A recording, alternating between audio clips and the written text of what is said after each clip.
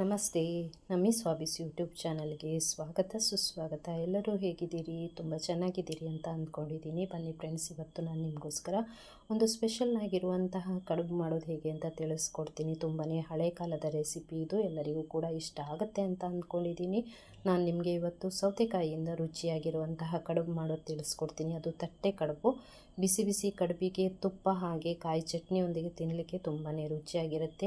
ಅದಕ್ಕಿಂತ ಮೊದಲು ಯಾರೆಲ್ಲ ಹೊಸಬರು ನನ್ನ ಚಾನಲ್ನ ನೋಡ್ತಿದ್ದೀರಿ, ಆದಷ್ಟು ಬೇಗ ಚಾನಲ್ನ ಸಬ್ಸ್ಕ್ರೈಬ್ ಮಾಡ್ಕೊಳ್ಳಿ. ಹಾಗೆ ಪಕ್ಕದಲ್ಲಿ ಕಾಣುವ ಬೆಲ್ ಬಟನನ್ನು ಒತ್ತಿ ಆಲನ್ನು ನೋಟಿಫಿಕೇಷನ್ಗೆ ಕ್ಲಿಕ್ ಮಾಡಿದರೆ ನನ್ನ ಮುಂದಿನ ಎಲ್ಲ ವೀಡಿಯೋಗಳ ನೋಟಿಫಿಕೇಷನ್ ನಿಮಗೆ ಸಿಗುತ್ತೆ. ಖಂಡಿತವಾಗಿಯೂ ಈ ವಿಡಿಯೋನ ಮಿಸ್ ಮಾಡದೆ ಕೊನೆ ತನಕ ಸ್ಕಿಪ್ ಮಾಡದೆ ಪೂರ್ತಿಯಾಗಿ ನೋಡಿ. ನಾನು 2 ಸೌತೆಕಾಯಿನ ತಗೊಂಡಿದ್ದೀನಿ. ಹಾಗೆ ಸ್ವಲ್ಪ ಅಕ್ಕಿನ ರಾತ್ರಿಯೇ ನೆನೆಸಿ ನೀರು ಬಸ್ತಿ ಇಟ್ಕೊಂಡಿದ್ದೀನಿ. ನೀವು ಬೆಳಗ್ಗೆ ಮಾಡೋದಾದರೆ ರಾತ್ರಿಯೇ ಅಕ್ಕಿ ನೆನೆಸಿಟ್ಕೊಂಡ್ರೆ ಒಳ್ಳೆಯದು. ಹಾಗೆ 1 ಕಪ್ನಷ್ಟು ತೆಂಗಿನಕಾಯಿ ತುರಿನೂ ಸಹ ಇಟ್ಕೊಂಡಿದ್ದೀನಿ. ತೆಂಗಿನಕಾಯಿ ತುರಿ ಹಾಕೋದ್ರಿಂದ ಕಡುಬು ತುಂಬಾ ರುಚಿಯಾಗಿರುತ್ತೆ. ಈ ರೀತಿ ಸೌತೆಕಾಯಿನ ಸ್ವಲ್ಪ ತುದಿಯಲ್ಲಿ ಕಟ್ ಮಾಡ್ಕೊಳ್ತಾ ಇದ್ದೀನಿ. ಯಾಕೆ ಈ ರೀತಿ ಕಟ್ ಮಾಡ್ಕೊಳ್ಳೋದು ಅಂದರೆ ಇದು ಒಂದು ಟ್ರಿಕ್ಸ್ ನಿಮಗೆ ಹೇಳ್ಕೊಡ್ತಾ ಇದ್ದೀನಿ. ಸೌತೆಕಾಯಿ ಕೆಲವು ಸೌತೆಕಾಳು ಕಹಿ ಆಗಿ ಬಂದಿರುತ್ತೆ, ಅಂದರೆ ಕಹಿ ಇರುತ್ತೆ ಕೆಲವು ಸೌತೆಕಾಯಿಗಳು. ಈ ಥರ ತುದಿನ ಕಟ್ ಮಾಡಿಕೊಂಡು ತಿಕ್ಕೋದ್ರಿಂದ ಸ್ವಲ್ಪ ನೊರೆ ಬಂದಿರುತ್ತೆ, ಆ ಕಹಿ ಹೊರಗೆ ಹೋಗುತ್ತೆ. ಕೆಲವು ಸೌತೆಕಾಯಿ ಮಾತ್ರ ಈ ಥರ ಕಹಿ ಆಗಿರುತ್ತೆ.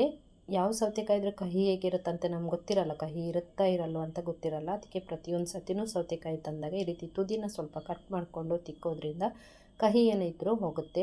ನಾನು ಸಿಪ್ಪೆ ತೆಗೆದೆ ಸಿಪ್ಪೆ ಸಮೇತ ಸೌತೆಕಾಯಿನ ತುರಿತಾ ಇದ್ದೀನಿ. ತುಂಬಾ ಸೌತೆಕಾಯಿ ಕಡುಬಂತೂ ತುಂಬಾ ರುಚಿ ಇರುತ್ತೆ, ಅದರ ಘಮ ಅಂತೂ ತುಂಬಾ ಚೆನ್ನಾಗಿರುತ್ತೆ. ಈ ಹಿಂದೆ ಸೌತೆಕಾಯಿಯ ದೋಸೆ ಮಾಡೋದು ಹೇಗೆ ಅಂತ ನಾನು ವಿಡಿಯೋ ಕೂಡ ಅಪ್ಲೋಡ್ ಮಾಡಿದ್ದೀನಿ. ಬೇಕಿದ್ದರೆ ನಾನು ಅದರ ಲಿಂಕನ್ನು ಡಿಸ್ಕ್ರಿಪ್ಷನಲ್ಲಿ ಹಾಕಿರ್ತೀನಿ, ನೋಡಿ. ನೀವು ಆ ರೆಸಿಪಿನೂ ಕೂಡ ಟ್ರೈ ಮಾಡಿ ನೋಡಿ. ಸೌತೆಕಾಯಿನ ತುರಿದಿಟ್ಕೊಂಡಿದ್ದೀನಿ.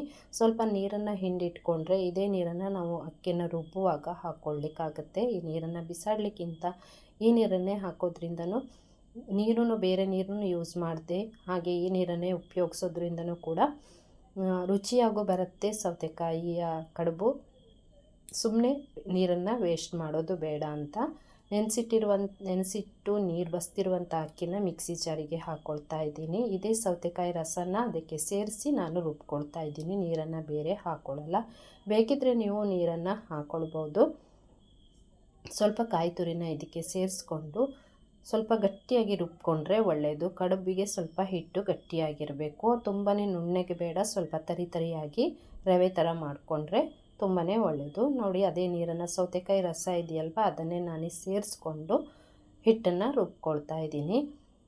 ಹಾಗೆ ಈ ವಿಡಿಯೋನ ಕೊನೆ ತನಕ ಸ್ಕಿಪ್ ಮಾಡದೆ ನೋಡಿ. ಈ ವಿಡಿಯೋಗೆ ಒಂದು ಲೈಕ್ ಮಾಡಿ, ಹಾಗೆ ಆದಷ್ಟು ಈ ವಿಡಿಯೋನ ಶೇರ್ ಮಾಡಿ. ನಿಮ್ಮ ಅನಿಸಿಕೆ ಅಭಿಪ್ರಾಯಗಳನ್ನು ಕಮೆಂಟ್ ಮೂಲಕ ತಿಳಿಸಿ ನೋಡಿ. ಮತ್ತೆ ಸ್ವಲ್ಪ ನಾನು ಹಿಂಡಿಟ್ಕೊಂಡಿದ್ದೀನಿ. ಇನ್ನೊಂದು ಸರ್ತಿ ಅಕ್ಕಿ ಜೊತೆಗೆ ಈ ನೀರನ್ನೇ ಸೇರಿಸ್ಕೊಂಡು ರುಬ್ಕೊಳ್ಳಿಕ್ಕಾಗತ್ತೆ ಅಂತ ಇದನ್ನು ತರಿಯಾಗಿ ಈಗ ರುಬ್ಕೊಳ್ಳೋಣ. ಬೇಕಿದ್ದರೆ ನೀವು ನೀರನ್ನು ಸೇರಿಸ್ಕೊಳ್ಬೋದು, ತುಂಬ ಗಟ್ಟಿಯಾಗಿದ್ದರೆ ನೀರನ್ನು ಸೇರಿಸ್ಕೊಳ್ಬೋದು. ನಾನು ನೋಡಿ ಈ ರೀತಿ ಗಟ್ಟಿಯಾಗಿ ರುಬ್ಬಿಟ್ಕೊಂಡಿದ್ದೀನಿ ತರಿಯಾಗಿ. ಇದಕ್ಕೆ ನಾವು ಈಗ ರುಚಿಗೆ ತಕ್ಕಷ್ಟು ಉಪ್ಪನ್ನು ಹಾಗೆ ತುರಿದಿರುವಂಥ ಸೌತೆಕಾಯಿ ಹಾಕ್ಕೊಂಡು ಮಿಕ್ಸ್ ಮಾಡಿಕೊಳ್ಳೋಣ. ಇದು ತುಂಬ ಹಳೆ ಕಾಲದ ರೆಸಿಪಿ. ಈಗಿನ ಮಕ್ಕಳಿಗೆ ಇದು ಇಷ್ಟ ಆಗದೆ ಇರ್ಬೋದು, ಆದರೆ ತುಂಬಾ ರುಚಿಯಾಗಿರುತ್ತೆ.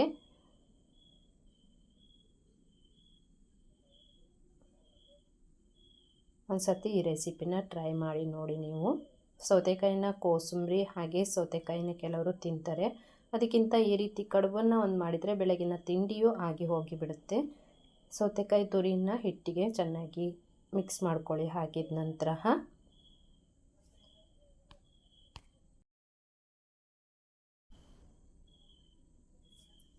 ನೋಡಿ ಚೆನ್ನಾಗಿ ಮಿಕ್ಸ್ ಮಾಡಿ ಈ ರೀತಿ. ನಂತರ ಉಳಿದಿರುವಂಥ ಸೌತೆಕಾಯಿ ತುರಿನ ಅದಕ್ಕೆ ಸೇರಿಸ್ಕೊಂಡು ಮಿಕ್ಸ್ ಮಾಡ್ಕೊಳ್ಳಿ.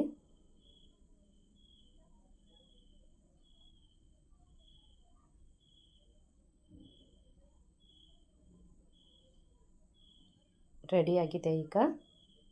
ಈಗ ಗ್ಯಾಸ್ ಹಚ್ಚಿ ಗ್ಯಾಸ್ ಮೇಲೆ ಒಂದು ಇಡ್ಲಿ ಪಾತ್ರನ ಇಟ್ಕೊಂಡಿದ್ದೀನಿ. ಇಡ್ಲಿ ಪಾತ್ರನ ಇಟ್ಕೊಂಡು ಅದಕ್ಕೆ ನೀರು ಹಾಕ್ಕೊಂಡಿದ್ದೀನಿ. ನೀರು ಹಾಕಿ ನೀರು ಕುದಿ ಬಂದಿದೆ. ಈಗ ಒಂದು ಅರ್ಧದಷ್ಟು ನೀರನ್ನು ಹಾಕ್ಕೊಂಡ್ರೆ ಸಾಕಾಗುತ್ತೆ. ಸೇಮ್ ಇಡ್ಲಿ ನಾವು ಹೇಗೆ ಬೇಯಿಸ್ಕೊಳ್ತೀವಿ ಅದೇ ಥರ ಒಂದು ತಟ್ಟೆನ ತಗೊಂಡಿದ್ದೀನಿ. ತಟ್ಟೆಗೆ ಸ್ವಲ್ಪ ತುಪ್ಪ ಅಥವಾ ತೆಂಗಿನ ಎಣ್ಣೆಯನ್ನು ಹಾಕಿ ಸ್ಪ್ರೆಡ್ ಮಾಡ್ಕೊಳ್ಬೇಕು. ತಟ್ಟೆಗೆ ಹಿಟ್ಟು ಅಂಟ್ಕೊಳ್ಳಲ್ಲ ತಟ್ಟೆಗೆ, ಮತ್ತು ಸ್ವಲ್ಪ ಘಮ ಕೂಡ ಚೆನ್ನಾಗಿರುತ್ತೆ ಕಡುಬಿಂದು. ಈ ರೀತಿ ಎಣ್ಣೆ ಅಥವಾ ತುಪ್ಪನ ಸವರೋದ್ರಿಂದ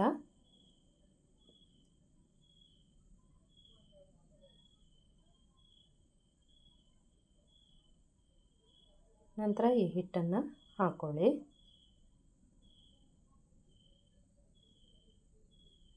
ಹಾಗೆ ಫ್ರೆಂಡ್ಸ್, ನೀವೆಲ್ಲರೂ ಕೂಡ ನನಗೆ ತುಂಬ ಚೆನ್ನಾಗಿ ಸಪೋರ್ಟ್ ಮಾಡ್ತಾಯಿದ್ದೀರಿ. ನನ್ನ ವೀಡಿಯೋಗಳನ್ನೆಲ್ಲ ನೋಡಿ ನನಗೆ ಕಮೆಂಟ್ ಮಾಡ್ತಿದ್ದೀರಿ. ಹಾಗೆ ನಾನು ಮುಂದೆ ಹಾಕೋ ಎಲ್ಲ ವೀಡಿಯೋಗಳನ್ನು ನೋಡಿ ನನಗೆ ಸಪೋರ್ಟ್ ಮಾಡಿ.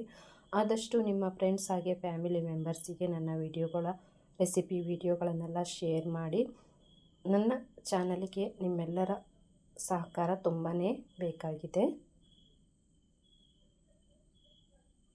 ನೋಡಿ, ಒಂದು ಮುಕ್ಕಾಲು ಭಾಗದಷ್ಟು ತಟ್ಟೆಗೆ ಹಿಟ್ಟನ್ನು ಹಾಕ್ಕೊಳ್ಬೇಕಾಗುತ್ತೆ. ನೀರು ಕುದಿ ಬಂದಿದೆ. ಈಗ ಕುದಿ ಬಂದಿರುವಂತಹ ಇಡ್ಲಿ ಪಾತ್ರದ ಒಳಗೆ, ಅಂದರೆ ನೀರು ಕುದಿ ಬಂದಿದೆಯಲ್ಲ, ಆ ತಟ್ಟೆ ಮೇಲ್ಗಡೆ ಈ ತಟ್ಟೆನ ಇಡಿ. ಸ್ವಲ್ಪ ಇಡುವಾಗ ಹುಷಾರಾಗಿ ಇಡಿ, ಕೈ ಸುಡ್ಬೋದು. ನಂತರ ಒಂದು ಮುಚ್ಚಳನ ಮುಚ್ಚಿ ಒಂದು 15 ನಿಮಿಷಗಳ ಕಾಲ ಇದನ್ನು ಹಬೆಯಲ್ಲಿ ಬೇಯಿಸ್ಕೊಳ್ಳೋಣ. ಹಬೆಯಲ್ಲಿ ಬೇಯಿಸೋದ್ರಿಂದ ಆರೋಗ್ಯಕ್ಕೂ ಸಹ ತುಂಬಾ ಒಳ್ಳೆಯದು. ಈಗ ಇದು ಬೆಂದಿದೆ. ಇದನ್ನು ನೋಡೋದು ಹೇಗೆ ಅಂದರೆ, ಒಂದು ಚಾಕು ಅಥವಾ ಒಂದು ಸ್ಪೂನನ್ನು ಈ ಥರ ಚುಚ್ಚಿದರೆ ಅದಕ್ಕೆ ಹಿಟ್ಟು ತಾಗಬಾರ್ದು. ತಾಗಿದರೆ ಬೆಂದಿಲ್ಲ ಅಂತ ಅರ್ಥ, ತಾಗಿಲ್ಲದಿದ್ದರೆ ಬೆಂದಿದೆ ಅಂತ ತಿಳ್ಕೊಳ್ಬೇಕು. ಇದನ್ನು ಈಗ ತಣ್ಣಗಾಗಲಿಕ್ಕೆ ಬಿಡೋಣ. ತಣ್ಣಗಾದ ನಂತರ ಒಂದು ಚಾಕುವಿನಿಂದ ಇದನ್ನು ಸೈಡಲ್ಲಿ ಮೊದಲುಗಡೆ ಸ್ವಲ್ಪ ಬಿಡಿಸ್ಕೊಂಡು ನಂತರ ಇದನ್ನು ಪೀಸ್ ಮಾಡ್ಕೊಳ್ಳೋಣ. ಈಗ ಬಿಸಿ ಬಿಸಿಯಾಗಿರುವಂತಹ ಸೌತೆಕಾಯಿ ಕಡುಬು ತಿನ್ನಲಿಕ್ಕೆ ರೆಡಿಯಾಗಿದೆ. ಇದು ಕಾಯಿ ಚಟ್ನಿ ಹಾಗೆ ತುಪ್ಪದ ಜೊತೆಗೆ ಬಿಸಿ ಬಿಸಿಯಾಗಿ ತಿನ್ನಲಿಕ್ಕೆ ತುಂಬಾ ರುಚಿಯಾಗಿರುತ್ತೆ. ಈ ರೆಸಿಪಿ ನಿಮ್ಮೆಲ್ಲರಿಗೂ ಖಂಡಿತ ಇಷ್ಟ ಆಗಿದೆ ಅಂತ ಅಂದ್ಕೊಂಡಿದ್ದೀನಿ. ಈ ರೆಸಿಪಿನ ಒಂದು ಸತಿ ಟ್ರೈ ಮಾಡಿ ನೋಡಿ. ಟ್ರೈ ಮಾಡಿದ ನಂತರ ನಿಮ್ಮ ಅನಿಸಿಕೆಯನ್ನು ಕಮೆಂಟ್ ಬಾಕ್ಸಲ್ಲಿ ತಿಳಿಸಿ. ನೋಡಿ, ಮೆತ್ತಗೆ ಇರುವಂತಹ ಸೌತೆಕಾಯಿ ಕಡುಬು ತಿನ್ನಲಿಕ್ಕೆ ರೆಡಿಯಾಗಿದೆ, ಚಟ್ನಿ ಹಾಗೆ ತುಪ್ಪದೊಂದಿಗೆ. Thank you.